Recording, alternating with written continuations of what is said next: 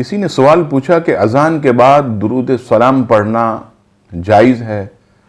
جواب دیجئے۔ جواب سماعت فرمائیے، اذان کے بعد درود و سلام پڑھنا یہ حدیث شریف سے ثابت ہے۔ چنانچہ ترمذی شریف ابواب المناقب میں حدیث نمبر 1549 نقل ہے۔ حضرت عبداللہ ابن عمر رضی اللہ تعالی عنہما اس حدیث کے راوی۔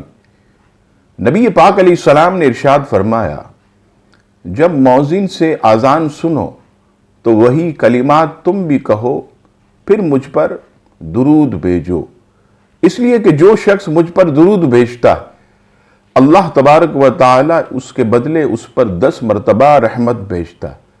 پھر میرے لیے وسیلہ مانگو، بے شک وہ جنت کا ایک درجہ جو اللہ تعالیٰ کے بندوں میں سے صرف ایک بندے کے لیے ہے، اور مجھے امید ہے کہ وہ میں ہی ہوں، اور جو آدمی میرے لیے وسیلہ مانگے اس کے لیے میری شفاعت ضروری ہو گئی۔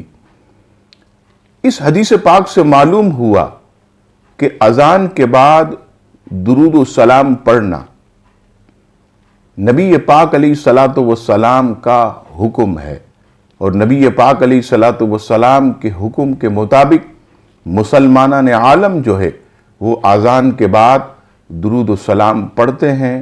یہ حدیث شریف سے ثابت ہے۔ واللہ تعالی عالم ورسولہ اعلم۔